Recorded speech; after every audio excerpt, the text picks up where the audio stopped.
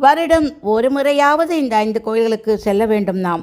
ஆமாங்க, வருடம் ஒரு முறையாவது இந்த 5 கோவில்களையும் தரிசனம் செய்து வருபவர்களுக்கு வாழ்க்கையில் முன்னேற்றமும் வெற்றியும் உண்டாகும் தெரியும்.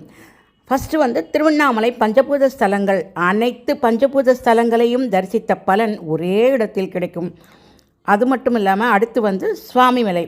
ஆறுபடை வீடு சிவகுருநாதனை வழிபட்டால் ஆறுபடை முருகனின் பலன் ஒரே இடத்தில் கிடைக்குங்க. அடுத்து சமயபுரம் மாரியம்மன் சக்திபீடம் 108 சக்திபீடத்தையும் தரிசித்த பலன் ஒரே இடத்தில் கிடைக்கும். அதுக்கப்புறம் பிள்ளையார்பட்டி கற்பக விநாயகர் வாழ்வில் தடைகளை நீக்கி கேட்டது கிடைக்கும்.